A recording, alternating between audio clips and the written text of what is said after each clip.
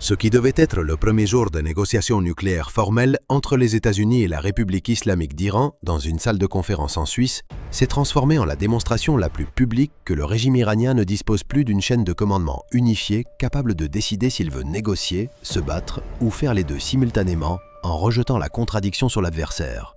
La délégation iranienne est arrivée, elle a serré des mains, elle s'est installée dans la salle et elle a annoncé officiellement qu'elle n'était pas là pour négocier quoi que ce soit.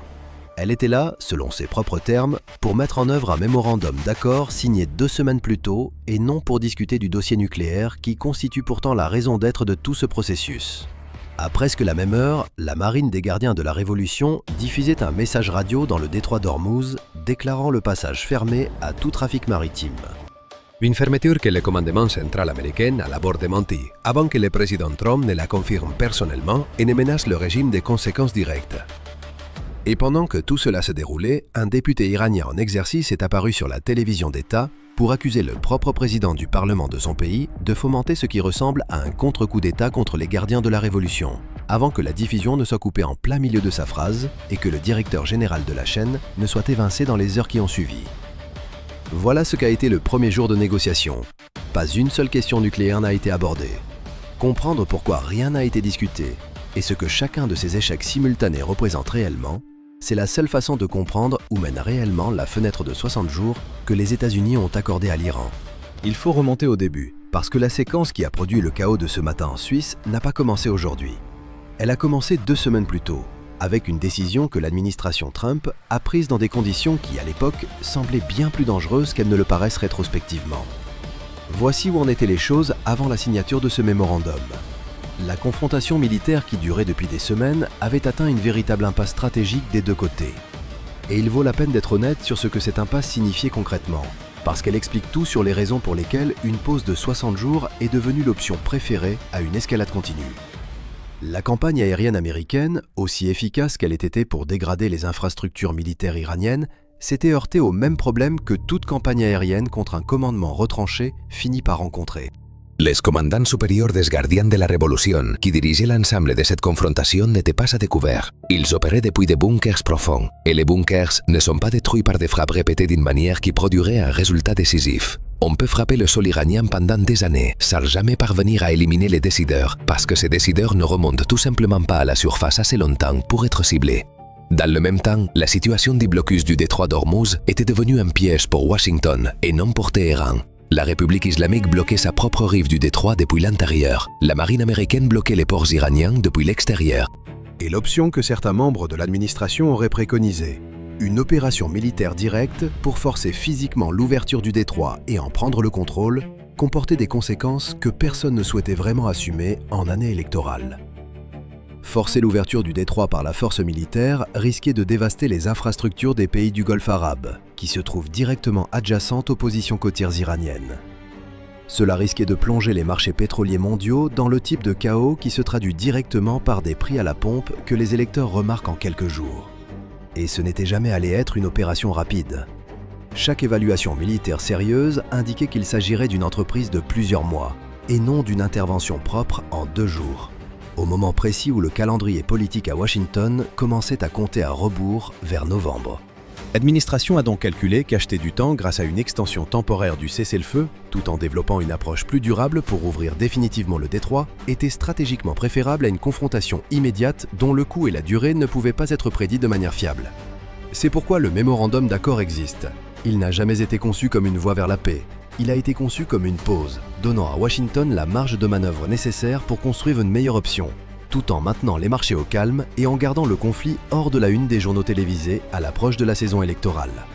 Le leadership iranien a interprété cette pause de manière très différente, et les événements des 48 dernières heures sont la conséquence directe de cette interprétation divergente. Entrons maintenant dans les détails précis de ce qui s'est passé, parce que la séquence spécifique des événements au cours des 2 derniers jours révèle quelque chose d'important sur le degré auquel la structure décisionnelle iranienne s'est fracturée, et sur la façon dont cette fracture produit désormais des orientations politiques qui se contredisent au sein d'un même cycle d'information. Le mémorandum d'accord signé il y a environ 2 semaines avait établi une extension du cessez-le-feu de 60 jours. La piste de négociation que tout le monde s'attendait à voir s'ouvrir immédiatement après la signature a été repoussée à plusieurs reprises. Elle devait commencer un vendredi. Ce ne fut pas le cas. Elle a été reprogrammée à un samedi. Cela ne s'est pas produit non plus.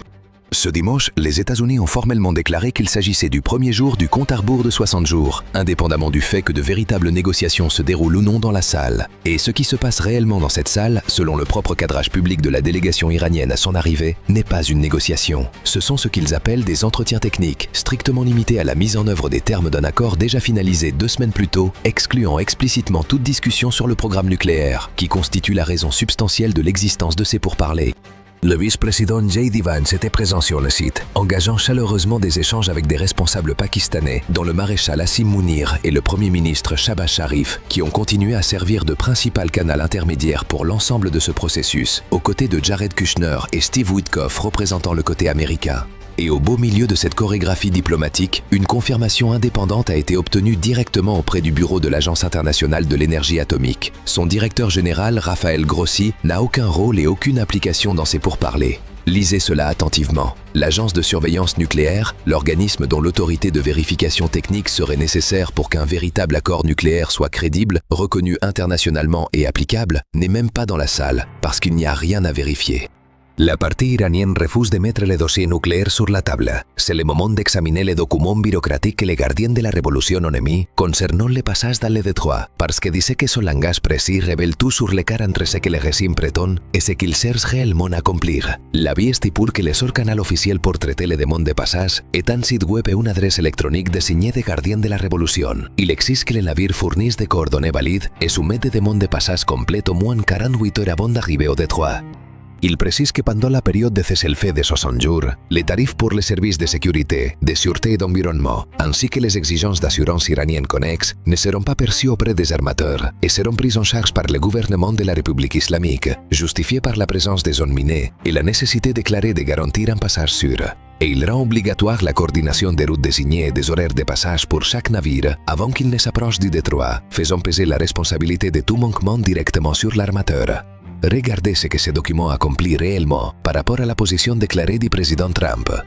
La position explicite de Trump a été qu'aucun péage ne peut être perçu sur le passage dans le détroit pendant la durée du cessez-le-feu de 60 jours, et que toute tentative d'imposer des péages après l'expiration de cette fenêtre sans autorisation américaine déclencherait de graves conséquences. L'avis bureaucratique des gardiens de la Révolution ne perçoit pas un seul dollar de péage pendant la fenêtre du cessez-le-feu.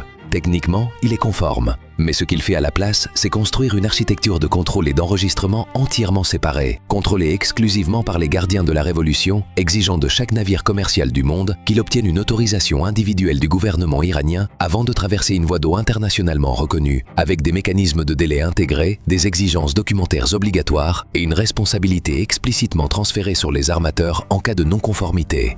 Ce n'est pas une perception de péage, c'est la construction d'une revendication de souveraineté parallèle sur le détroit, réalisée par friction administrative plutôt que par paiement direct, spécifiquement conçue pour survivre à une lecture littérale de la ligne rouge américaine, tout en violant complètement l'esprit. C'est, dans le sens le plus précis du terme, un vide juridique. Et le fait que les gardiens de la Révolution l'aient trouvé dans les jours suivant la signature d'un accord censé désescalader précisément cette dynamique, vous dit que la posture de négociation du régime n'a jamais visé un règlement durable. Il s'agissait d'identifier le minimum de conformité technique requis pour éviter une réponse militaire américaine immédiate, tout en maximisant toutes les formes disponibles de contrôle pratique. Parlons maintenant de la façon dont Washington a répondu, parce que le langage venant directement du côté américain au cours des 24 dernières heures a largement dépassé la prudence diplomatique pour entrer dans quelque chose de considérablement plus direct. Le président Trump a délivré un message aux responsables iraniens présents en Suisse concernant la fermeture du détroit qui mérite d'être lu dans sa forme exacte plutôt que résumée. Il a déclaré que s'ils ferment le détroit d'Ormuz, ils n'auront plus de pays et qu'ils ne rentreront même pas dans leur propre pays. Lisez cela à nouveau, lentement. Ce n'est pas un langage diplomatique standard, même selon les normes que cette administration particulière a établies tout au long de cette confrontation. Il a poursuivi en précisant qu'il dispose d'une option de 60 jours pendant laquelle il peut faire ce qu'il veut. Une fois cette option expirée, que les États-Unis pourraient devenir ce qu'il a décrit comme l'ange gardien du détroit d'Ormuz et prendre une part de 20% du pétrole qui y transite. Que les États-Unis pourraient prendre entièrement le contrôle du détroit si nécessaire. Et qu'en l'absence d'un accord conclu, les États-Unis percevraient eux-mêmes des péages, explicitement présentés comme un remboursement de ce qu'il a caractérisé comme des décennies de coûts américains passés, présents et futurs, engagés pour protéger la région dans son ensemble. Cette déclaration n'est pas une position de négociation au sens diplomatique conventionnel. C'est un ultimatum, délivré avec une échéance spécifique. L'échéance est la même fenêtre de 60 jours que le mémorandum d'accord était censé utiliser pour la désescalade. Ce que la fermeture du détroit par les gardiens de la Révolution a effectivement accompli, dans les jours suivant le début du compte à rebours de 60 jours, c'est réduire la distance entre l'objectif déclaré du cessez-le-feu et la confrontation militaire qu'il était censé retarder.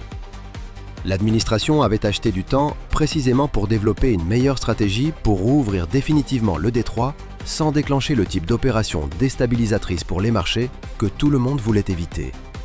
La réponse des gardiens de la Révolution à ce temps accordé a été de tester les limites de l'accord dès le premier jour. Et la réponse de Trump à ce test a été de rendre explicite, officiellement, que la patience actuellement accordée a une limite ferme. Cette limite est mesurée dans les mêmes 60 jours que tout le monde traite actuellement comme une période de grâce diplomatique. Entrons maintenant dans la question de qui prend réellement les décisions en Iran en ce moment, parce que c'est là que la situation passe d'une impasse diplomatique standard à quelque chose de considérablement plus instable sur le plan structurel. Et c'est la chose la plus importante à comprendre pour expliquer pourquoi ces pourparlers n'ont rien produit de substantiel dès le premier jour. Il n'existe pas de position de négociation iranienne unifiée en ce moment, parce qu'il n'y a pas de gouvernement iranien unifié en ce moment. La fracture traverse chaque institution visible simultanément, et les événements des 48 dernières heures ont rendu cette fracture publique d'une manière que l'appareil de gestion de la formation du régime a visiblement eu du mal à contenir. Un membre éminent du Parlement est apparu sur la télévision d'État et a déclaré explicitement que le président du Parlement, Mohammad Bakr Kalibaf, s'est allié en mener ce qui équivaut à un contre-coup d'État contre les gardiens de la Révolution et contre le bureau du guide suprême. La diffusion a été interrompue avant que le député ne pût terminer sa déclaration. En quelques heures, le diffuseur d'État a publié un avis officiel décrivant les remarques du parlementaire comme contenant une référence incomplète et déformée à une correspondance interne classifiée entre eux responsables, qualifiant la divulgation de violation légale passible de poursuite judiciaire, acceptant la démission du directeur général du réseau pour ce qu'il a décrit comme une gestion négligente des seccions de diffusion en direct et confirmant que des mesures disciplinaires suivraient. Lisez que cette séquence révèle réellement. Un réseau de télévision gouvernemental dar un état sans protection significative de la liberté de la presse a été contraint de discipliner publiquement sa propre direction et de menacer de poursuite un membre en exercice du Parlement. Parce que ce qu'il a dit à la télévision en direct, aussi incomplète que soit sa formulation, a touché quelque chose d'assez réel pour que l'appareil contrôlant le flux d'informations ait besoin de l'arrêter immédiatement et visiblement. Cela se produit parallèlement à une division structurelle, qui est bien antérieure à la crise actuelle, mais qui s'exprime maintenant avec une intensité inhabituelle. L'establishment politique iranien contient depuis le début des années 90 un soi-disant tel réformiste, une faction qui ne représente pas une modération idéologique dans un sens occidental significatif, mais qui représente un bloc de pouvoir interne concurrent avec ses propres réseaux de clientèle, ses propres intérêts institutionnels et ses propres griefs historiques contre la domination des gardiens de la Révolution sur l'appareil militaire et économique de l'État. Cette faction réformiste contrôle nominalement le gouvernement civil et notamment contrôle la télévision d'État, ce qui est précisément pourquoi l'incident de diffusion de cette semaine est si révélateur. Les gardiens de la Révolution ne contrôlent pas le réseau qui vient de se discipliner lui-même pour avoir diffusé des accusations contre la domination des gardiens. Le gouvernement civil le contrôle. Ce qui signifie que l'institution qui diffuse des allégations de coup de force de gardiens de la Révolution et l'institution accusée de mener un contre-coup contre ce coup de force se trouve dans ce cas précis du même côté de la division interne, tandis que le ministère des Affaires étrangères, l'organe réellement assis en face à la table en Suisse, a été fonctionnellement capturé par des loyalistes de gardiens de la Révolution qui y sont intégrés. Le propre porte-parole du ministre des Affaires étrangères, Abbas Araghchi, est largement considéré comme fonctionnant comme un moniteur aligné sur les gardiens de la Révolution, plutôt que comme un porte-parole civil indépendant. Et ce porte-parole a été celui qui a déclaré publiquement qu'il n'y aura pas d'accord final avec les États-Unis tant que la guerre au Liban ne s'arrêtera pas entièrement. Une condition préalable qui garantit effectivement que ces pourparlers ne peuvent produire aucun résultat substantiel, quelle que soit l'évolution de la situation dans la salle de négociation. Puisque le conflit au Liban n'est pas quelque chose que l'équipe de négociation iranienne en Suisse a la capacité directe de résoudre unilatéralement. La position du président Massoud Pezeshkian dans la structure est la plus importante sur le plan opérationnel et la plus constamment mal comprise. Il est, selon tous les témoignages disponibles, l'acteur le moins habilité de tout ce système. Un homme de paille dont les déclarations publiques lui sont dictées plutôt qu'élaborées par lui. Apparemment soumis à suffisamment de pression interne pour avoir voulu démissionner en privé, mais ne le pouvant pas. Parce que sa fonction de la stratégie de survie actuelle du régime nécessite un visage civil reconnaissable, délivrant des messages de fermeté que les véritables décideurs derrière lui ont besoin de voir énoncés publiquement sans leurs propres empreintes digitales dessus. Sa déclaration de cette semaine, selon laquelle Téhéran n'abandonnera jamais son droit à enrichir l'uranium et que l'autre parti n'aura d'autre choix que d'accepter cette position, n'est pas une déclaration de politique présidentielle dans un sens significatif. C'est un langage scriptural remis à l'homme le plus visible et le moins puissant de toute la structure. Précisément parce que l'utiliser pour délivrer ce message permet au véritable décideur des gardiens de la révolution de maintenir une plausible dénégation tout en s'assurant que la position est énoncée officiellement quoi qu'il arrive. C'est la réalité structurelle contre laquelle les États-Unis négocient. Et elle explique toute la dynamique de ces pourparlers mieux que n'importe quelle déclaration diplomatique ne pourrait le faire. On ne peut pas parvenir à un accord contraignant avec un gouvernement dont le ministère des Affaires étrangères est contrôlé par une faction, dont le diffuseur d'État est contrôlé par une faction concurrente, dont le président du Parlement est publiquement accusé de comploter contre la faction militaire dominante, et dont le président est un porte-parole scripté sans autorité indépendante pour négocier quoi que ce soit. Chaque concession offerte par quelqu'un dans cette salle peut être répudiée par quelqu'un d'autre à Téhéran en quelques heures, et chaque déclaration de fermeté prononcée par quelqu'un dans cette salle peut ou non refléter ce que les véritables décideurs finiront par décider de faire. Ce n'est pas un partenaire de négociation. C'est une structure incapable de produire une décision contraignante dans quelque délai que ce soit. Ce qui est précisément pourquoi les pourparlers qui ont commencé aujourd'hui n'ont rien produit au-delà d'une reformulation de possession qui était déjà publique avant que quiconque ne prenne l'avion pour la Suisse. Examinons maintenant ce qui se passe sur le terrain au niveau du Détroit lui-même, parce que le comportement opérationnel du personnel des gardiens de la Révolution positionné là-bas révèle exactement à quel point cette confrontation est devenue décentralisée et potentiellement incontrôlable au niveau des unités. Des images circulant depuis l'intérieur du Détroit montrent du personnel des gardiens de la Révolution déclarant explicitement qu'ils ne partent pas, qu'ils sont prêts à combattre directement les forces américaines et que ce sont eux, et non des responsables à Téhéran en costume, ni des responsables à Washington, qui décideront quels navires sont autorisés à passer. C'est une affirmation directe de la part du personnel physiquement présent dans le Détroit, selon laquelle il se considère comme l'autorité opérationnelle réelle sur la voie d'eau, indépendamment de toute instruction qui pourrait provenir d'une table de négociation à des milliers de kilomètres de la honte suisse. Cela importe énormément parce que cela confirme le même risque structurel qui a défini chaque phase de ce conflit depuis des mois. La structure de commandement des gardiens de la Révolution opère sans autorité navale centralisée, confirmée depuis une période prolongée, et les réformes de décentralisation que l'organisation a mises en œuvre il y a des années, spécifiquement conçues pour préserver la capacité opérationnelle après des pertes en leadership, signifient également que les commandants d'unités individuelles positionnés au Détroit conservent une véritable autonomie pour agir sans autorisation d'en haut. La délégation diplomatique en Suisse signant un accord cadre ne se traduit pas automatiquement par la conformité du personnel debout au milieu du détroit d'Ormuz qui vient de déclarer publiquement à la caméra qu'ils sont ceux qui décident. C'est l'environnement dans lequel la diffusion radio de la marine des gardiens de la Révolution annonçant la fermeture du détroit a été émise.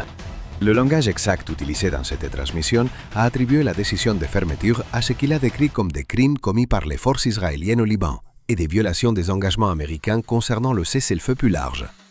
Le détroit, selon la diffusion, est à nouveau fermé à tous les navires, cette fermeture étant explicitement soulignée et répétée. Considérez ce que cette justification représente structurellement. Les gardiens de la Révolution lient une fermeture maritime dans le Golfe Persique directement à un conflit distinct et entièrement différent se déroulant au Liban, un conflit dans lequel Israël, et non l'Iran, est le combattant immédiat, et utilise ce lien pour justifier une action unilatérale qui menace directement un cadre de cessez-le-feu de 60 jours négocié spécifiquement entre Washington et Téhéran.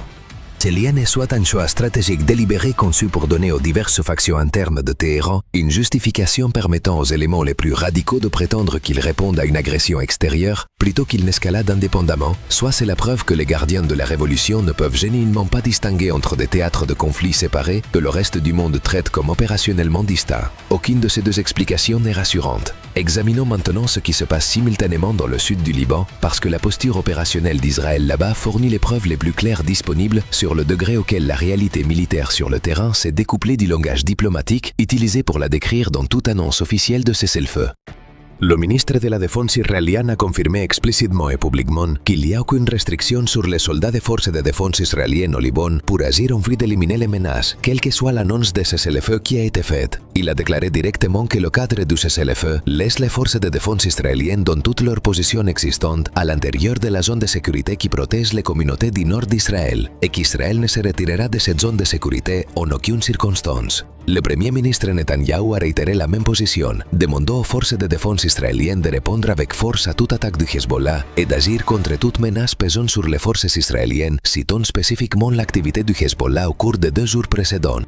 Le résultat opérationnel de cette posture a été une campagne de frappe israélienne soutenue contre plus de 300 cibles distantes dans le sud du Liban, avec environ 100 militants éliminés dans la même fenêtre temporelle. C'est un tempo opérationnel considérablement accéléré par rapport aux jours immédiatement précédents, et cela s'est produit entièrement au cours d'une période pendant laquelle plusieurs annonces de cessez-le-feu étaient techniquement en vigueur. Le coût humain du côté israélien a continué à s'accumuler également, et il mérite d'être énoncé clairement plutôt que traité comme un détail de fond. Les forces de défense israéliennes ont confirmé la mort de soldats supplémentaires dans les combats des derniers jours, avec des noms publiés pour certains et d'autres retenus en attendant les procédures de notification des familles. Chacune de ces pertes renforce précisément pourquoi le cabinet de sécurité israélien a refusé de traiter toute annonce de cessez-le-feu comme contraignante pour ses propres décisions opérationnelles. Du point de vue du gouvernement israélien, chaque soldat tué dans ce qui est censé être une période de cessez-le-feu est la preuve directe que l'accord, quels que soient ses termes formels, n'est pas respecté par l'autre partie d'une manière qui justifierait la retenue israélienne. C'est le mécanisme précis qui rend la situation régionale plus large si structurellement explosive en ce moment, et il vaut la peine de l'énoncer clairement plutôt que de le laisser implicite. Israël n'est pas partie au mémorandum d'accord régissant la relation plus large entre l'Iran et les États-Unis. Le Hezbollah non plus, ce qui signifie que le compte à rebours de 60 jours en cours en Suisse n'a aucun effet contraignant sur le combat réel se déroulant dans le sud du Liban. Même si chaque analyste sérieux suivant ce conflit comprend que les décisions opérationnelles du Hezbollah se tracent d'une manière significative jusqu'aux instructions et aux ressources provenant de factions à l'intérieur des gardiens de la révolution, chaque frappe israélienne au Liban est du point de vue des factions radicales de Téhéran une opportunité de revendiquer le statut de victime sur la scène internationale. Chaque provocation du Hezbollah est du point de vue d'Israël la confirmation que la retenue ne produit rien d'autre que de nouvelles attaques. Et les gardiens de la révolution, fracturés comme ils le sont actuellement entre des factions qui cherchent une voie négociée et des factions qui préfèrent explicitement la poursuite du conflit, parce que le conflit permet aux éléments les plus radicalisés de rester opérationnellement pertinents et personnellement à l'abri de toute responsabilité, ont toutes les incitations structurelles pour maintenir cette dynamique plutôt que de la résoudre. Rassemblons maintenant les 3 pistes opérant simultanément à travers l'ensemble de cette situation, parce que comprendre comment elles convergent est la seule façon de projeter où cela mène réellement au cours des prochaines semaines. La première piste est la piste politique et électorale, et elle reste de loin le moteur le plus important du comportement américain tout au long de cette séquence. Bien plus importante que tout ce qui se passe à la table de négociation elle-même. Le cadre de cessez-le-feu de 60 jours existe précisément parce que l'alternative, une opération militaire immédiate pour forcer l'ouverture du détroit d'Ormuz, comportait des risques pour les marchés énergétiques mondiaux et la stabilité régionale qu'aucune administration ne souhaite assumer dans les mois précédant immédiatement une élection de mi-mandat. Chaque déclaration publique venant de Washington au cours des derniers jours doit être lue à travers ce prisme. Les menaces sont réelles, les séances sont réelles, mais la préférence sous-jacente reste d'éviter une confrontation militaire soutenue si une voie alternative peut être trouvée, jusqu'au point où le comportement iranien rend cet évitement politiquement intenable. La deuxième piste est la piste militaire et opérationnelle, et c'est actuellement la plus dangereusement découplée de la piste diplomatique de tous les éléments de cette confrontation. Israël opère entièrement selon sa propre évaluation des menaces au Liban, indépendamment de tout langage de cessez-le-feu négocié en Suisse. Le personnel des gardiens de la Révolution physiquement positionné au détroit d'Ormuz affirme une autonomie opérationnelle indépendante de toute instruction que leur propre délégation de négociation pourrait théoriquement recevoir de Téhéran. Les navires commerciaux internationaux et les pétroliers, pris directement dans les milieux de cette confusion, ont commencé à contacter la marine américaine pour demander une protection, incertain de pouvoir transiter en toute sécurité une voie d'eau qui a été déclarée ouverte, puis fermée, puis contestée dans l'espace d'une seule journée. La marine, pour sa part, a été apparemment réticente à franchir ce qu'une évaluation a décrit comme une ligne rouge opérationnelle spécifique en escortant des navires commerciaux directement dans des eaux contestées, créant un véritable état de paralysie dans le transport maritime mondial à travers l'un des corridors énergétiques les plus importants de la planète, entièrement dû à l'incapacité de l'une ou l'autre partie à produire une réponse unique, stable et applicable à la question fondamentale de savoir si le détroit est réellement ouvert. La troisième piste est la piste iranienne interne, et c'est la piste qui détermine en fin de compte si l'une ou l'autre des 2 premières pistes peut être résolue par la négociation. La fracture entre les gardiens de la révolution et l'appareil civil réformiste La fracture à l'intérieur des gardiens de la révolution eux-mêmes, entre des factions qui recherchent la poursuite du conflit comme stratégie de survie et des factions qui reconnaissent de plus en plus que la base de ressources du régime ne peut pas soutenir une confrontation indéfinie. La fracture entre un ministère des Affaires étrangères, fonctionnellement capturé par des loyalistes des gardiens de la Révolution, et un diffuseur d'État encore nominalement sous contrôle du gouvernement civil. Toutes ces fractures s'accélèrent plutôt qu'elles ne se résolvent. Et l'insight stratégique le plus important disponible en ce moment est celui silencieusement compris par les analystes régionaux sérieux qui suivent cette dynamique de près. Permettre à cette fracture interne de continuer et de s'approfondir sert l'objectif plus large d'affaiblir le régime de l'intérieur, bien plus efficacement que toute pression militaire externe ne pourrait l'accomplir seule.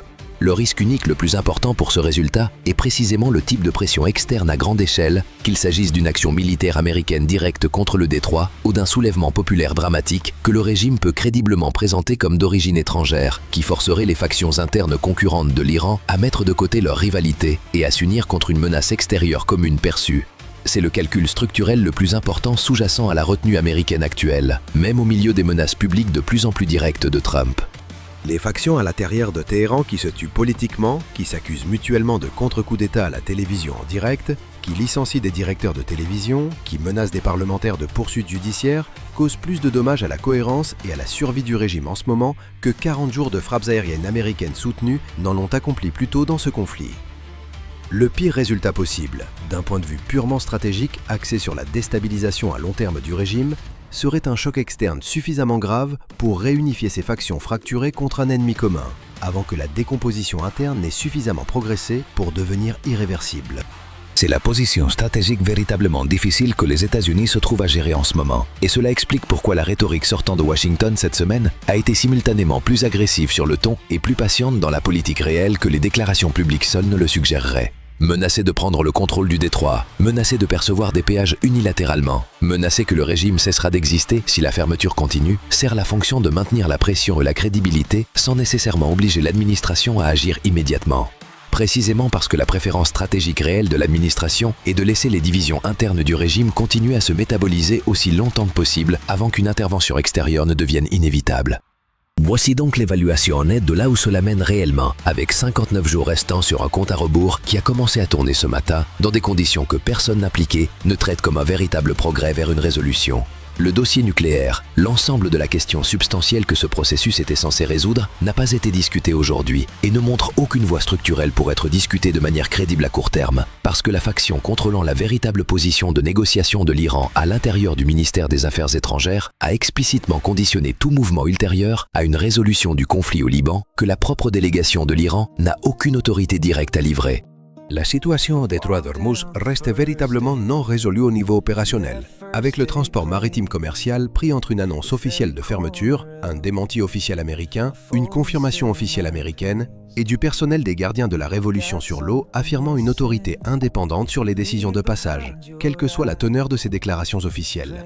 La structure de pouvoir iranienne interne se fracture publiquement et rapidement, avec des accusations de contre-coup d'État diffusées puis supprimées sur la télévision d'État dans la même émission, avec un président civil réduit à réciter des positions de fermeté scriptées qu'il ne contrôle pas personnellement selon les témoignages disponibles, et avec un ministère des Affaires étrangères fonctionnant effectivement comme une extension des préférences des gardiens de la Révolution plutôt que comme un canal diplomatique indépendant capable de délivrer des engagements contraignants. Rien de tout cela ne constitue une base pour le type d'accord que cette fenêtre de 60 jours était théoriquement censé produire. Ce à quoi cela ressemble plutôt, c'est une continuation exacte du schéma qui a défini l'ensemble de ce conflit depuis des mois. Un régime trop fracturé pour négocier de manière cohérente, trop division interne pour présenter une position unifiée sur quoi que ce soit, et trop dépendant de l'apparence de défi pour survivre aux conséquences politiques d'une véritable concession. Entrant en collision à répétition avec une administration américaine dont l'intérêt stratégique principal en ce moment est de gagner du temps, de maintenir des menaces dissuasives crédibles et de laisser cette fracture iranienne interne s'approfondir aussi longtemps que les marchés énergétiques mondiaux et les calendriers politiques antérieurs toléderont l'incertitude. Les 59 jours restants sur ce compte à rebours ne seront pas définis par des négociations dans un sens significatif. Ils seront définis par ce qui arrive en premier. Soit la fracture iranienne interne s'accélère jusqu'au point d'une paralysie institutionnelle ou d'un effondrement véritable, soit une combinaison de provocations dans le détroit, d'escalade au Liban et d'épuisement de la patience de Washington produit exactement le type de confrontation externe que la stratégie actuelle a été spécifiquement conçue à retarder aussi longtemps que possible.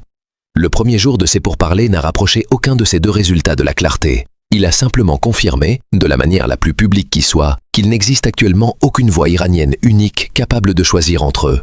Et c'est peut-être la question la plus inconfortable de toute cette affaire. Quand une puissance comme les États-Unis se retrouve à parier sur l'effondrement interne d'un adversaire plutôt que sur un accord négocié, est-ce de la sagesse stratégique ou simplement l'aveu qu'aucune autre option n'est disponible ?